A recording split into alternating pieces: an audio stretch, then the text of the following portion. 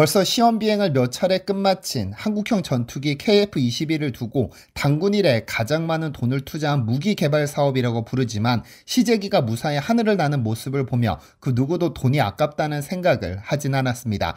물론 개발 분담금을 납부하기로 한 인도네시아의 행동이 눈에 거슬리기는 하지만 2026년까지 2,000회가 넘는 시험 비행을 모두 마치고 실전에 배치되면 효자 노릇을 톡톡히 할 것이 확실합니다.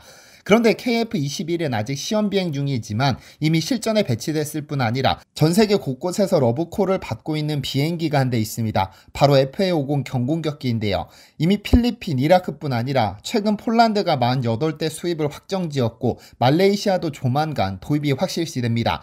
여기에 우크라이나 사태로 동유럽의 안보 위기가 닥치면서 FA-50의 인기는 그야말로 하늘로 치솟고 있는데요. 그런데 이 경공격기가 등장하기까지 한국은 참 많은 비웃음을 샀습니다. 오죽하면 한국에 파견된 로키드 마틴의 한 전문가는 성공시키면 내 손에 장을 지진다며 비웃기도 한 것으로 전해졌습니다. 오늘은 온갖 비난과 비웃음 끝에 세계에서 가장 핫한 경공격기가 된 FA-50의 긴 역사를 자세히 훑어보려고 합니다.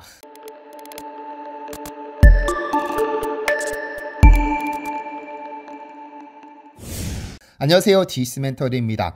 우크라이나 사태로 가만히 앉아 안보 위협에 노출된 동유럽 국가 중 가장 먼저 행동에 나선 국가는 폴란드입니다.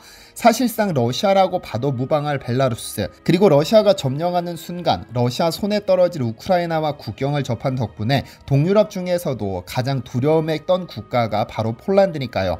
폴란드의 선택은 무장이었습니다. 제2차 세계대전의 아픔을 겪지 않기 위해 1999년 나토에 가입하기는 했지만 러시아가 우크라이나를 때리는 이유가 나토의 동진이다 보니 나토 회원국인 폴란드도 비상 상황에 대비하지 않을 수 없었죠.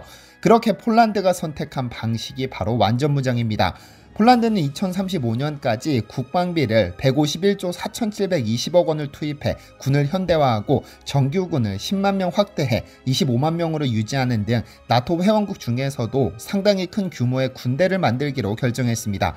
그리고 군 현대화 작업의 핵심이 바로 한국산 무기로 공격력을 크게 향상시키는 것이었습니다. 이에 올해부터 K2 흑표 1000대, K9 자주포 및 그 파생형 모델 672문, FA-50 경공격기 48기를 도입하기로 결정했는데 이들 중에서 눈여겨볼 무기는 FA-50입니다.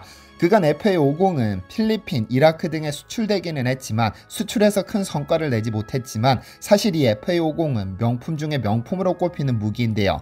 원래 폴란드는 한국보다 좋은 성능의 전투기를 만드는 미국을 선호했습니다. 다만 폴란드는 러시아의 위협에 대비하기 위해 당장 F-16을 추가로 도입하고 싶지만 제조사인 로키드 마틴은 F-35를 주력으로 생산하기 때문에 F-16 생산 라인이 사실상 닫혔습니다. 만약 이를 추가로 도입하려면 2030년이 지나야 가능하겠지만 폴란드는 그리 시간적인 여유가 없죠. F-35를 선택할 수도 있겠으나 이는 유지 비용이 워낙에 비싸고 비싼 만큼 함부로 굴릴 수도 없는 귀중품입니다. 이런 상황에서 저렴하지만 꽤 성능이 좋은 FA-50의 존재는 그야말로 가뭄 속 단비와 같았습니다. 그렇다면 한국은 어떻게 이 경공격기를 개발하게 된 것일까요?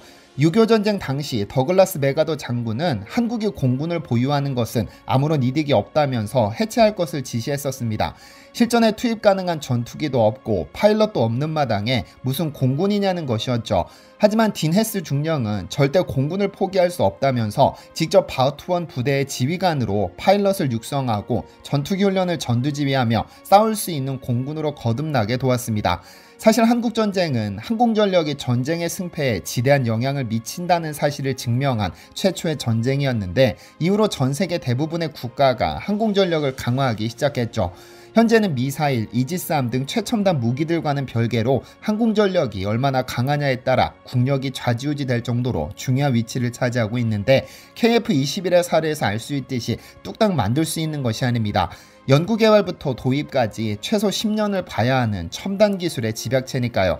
어쨌든 1950년대부터 한국에서도 전투기에 대한 열망은 있었지만 순수 한국 기술로 항공기를 만들어보자는 행동은 1980년대에 나타났습니다.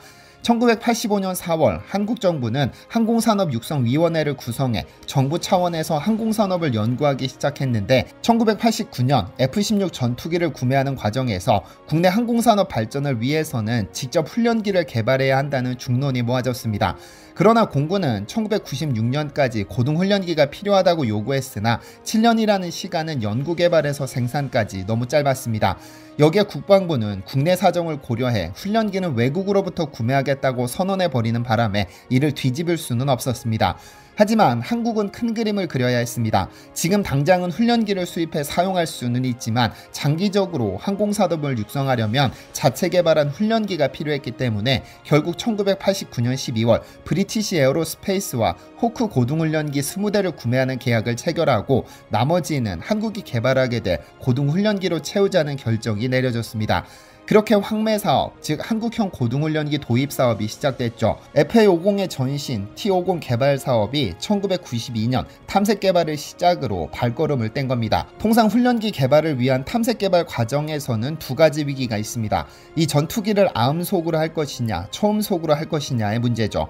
아음속 훈련기는 저렴하지만 훈련 효과가 떨어지고 초음속은 비싸지만 훈련 효과가 좋다는 특징을 가지는데 당시 공군에서는 아음속을 선호했습니다.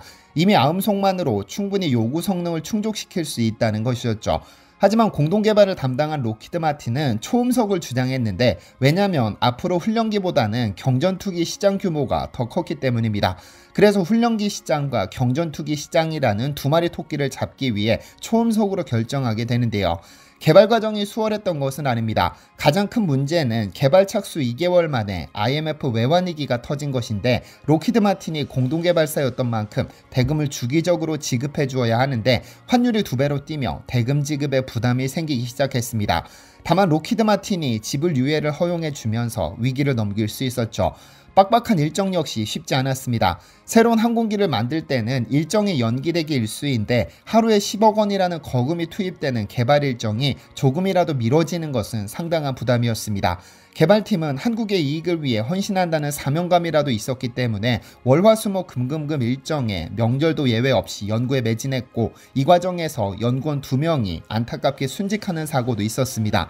그러나 착륙장치를 공급하기로 한 프랑스 개발사는 철야 근무를 당연하게 생각하는 한국인들의 사고방식을 이해할 수 없어 여럿이 사직서를 쓰기도 했는데요. 당시 공동개발사 록히드 마틴은 기술 지원을 위해 기술진을 파견했는데 촉박하게 진행되는 개발 일정을 두고 개발 일정을 맞추면 내 손에 장을 지진다는 말을 웃으며 던지기도 했죠. 이해하기 쉬운 말로 개발 일정을 맞추면 내 손모가지를 건다는 의미였을 텐데 지금쯤 이 연구원은 자신이 한 말을 기억조차 했는지 모르겠습니다. 결국 엔지니어들은 사무실에서 쪽잠 자며 연구에 매달린 결과 8개월 만에 설계 도면을, 5개월 만에 부품 제작을, 3개월 만에 조립 제작을 모두 끝냈고 이 과정에서 한 달도 되지 않는 짧은 기간에 무려 2,000장의 도면을 그리는 세계 신기록을 세우기도 했는데요. 당시 한국 개발팀은 3차원 설계와 시뮬레이션을 활용해 개발을 진행했는데 이 과정을 지켜본 록히드 마틴 직원들은 한국 연구원을 데려가 미국의 차세대 전투기 JSF 프로젝트에 투입시킨 것으로 알려졌습니다. 뿐만 아니라 당시 한 장교는 한국이 개발 능력도 안 되면서 무리하게 개발을 진행한다며 감사원의 민원을 제기해 감사를 받았고 몇몇 직원이 파면당하기도 했죠. 이렇게 다사다난한 개발 과정 끝에 2001년 생산한 시제기를 대중에 공개했고 1년 뒤 초도 비행을 시작으로 시제기 4대가 총 1146회 소티를 마치고 완벽한 훈련기로 태어났는데요. 다만 초반에 240억 원이라는 다소 고가의 책정되면서 수출길이 쉽게 열리지 않았으나 한국은 자신감이 충만했습니다. 다소 가격이 비싸지만 전 세계 유일의 초음속 훈련기라는 장점, 그리고 원하면 언제든 공격기로 전환할 수 있다는 장점이 있었으니까요. T50은 특이하게 개발 초기부터 무장을 하나씩 제거하는 방식으로 설계됐기 때문에 언제든 무장을 추가하거나 제거함으로써 공격기로 훈련기로 자유롭게 변신이 가능합니다. 대한민국 공군에 납품된 TA50 역시 고등훈련기 T50을 바탕으로 60km 밖의 적기를 탐지하는 레이더와 각종 무장 운용 능력을 부여한 전술입문용 항공기로 유사시 공대지 공격이 가능한 전투기로 투입됩니다. 이를 좀 더 확장 개량시키면 F-16으로는 할 수 없는 정밀 유도 무기를 장착시킬 수 있고 레이더와 엔진 성능까지 업그레이드 시키면 공대공 작전이 가능한 전투기로 거듭납니다. 이렇게 만들어진 것이 바로 FA50 경공격기입니다. 최근 글로벌 방위산업 시장은 예전 F5가 어마어마한 수출고를 올렸을 때와 매우 흡사한 상황입니다. 우크라이나 사태가 터졌고 러시아뿐 아니라 잠재적인 위협을 눈으로 목격한 국가들이 재빠르게 공중방어 및 공격 능력을 강화하기 시작했죠. 즉 군비 증강이 시작된 겁니다. 이런 상황에서 재정 여력이 넉넉지 않은 국가들 중심으로 저렴하지만 우수한 성능을 가진 경량 전투기를 찾기 시작했고 FA-50이 가장 핫한 전투기로 급부상했습니다. 그리고 폴란드는 이번 주 카이와 FA-50 계약을 체결하게 됩니다. 48대 3조 원 규모의 수출이 확실한데 이는 FA-50 수출 역사상 최대 규모입니다. 뿐만 아니라 그간 지지부진했던 말레이시아와의 계약 역시 18대를 수출하는 협상도 곧 타결될 것으로 보입니다. 이번 우크라이나 사태로 동유럽을 중심으로 한 군비 증강이 시작됐습니다. 이미 카이는 슬로바키아, 크로아티아와 수출 방안을 논의했고 체코, 헝가리, 오스트리아, 핀란드 등 노후 전투기를 대체해야 하는 국가들과도 면담을 시작했습니다. 카이는 이번 사태를 겪으며 FA-50 수출 목표를 1000대로 높여 잡았는데 폴란드와 말레이시아에서 필리핀에서만큼의 위용만 뽐내준다면 1000대도 꿈의 숫자만은 아닐 겁니다. 부디 FA-50의 대박을 기원합니다. 디시멘터리에서는 여러분의 제보를 기다립니다. 제 채널에서 다뤘으면 좋겠는 뉴스 또는 널리 알려졌으면 하는 영상은 디시멘터리 네이버.com으로 보내주시면 소중히 제작하겠습니다. 시청해주셔서 감사합니다.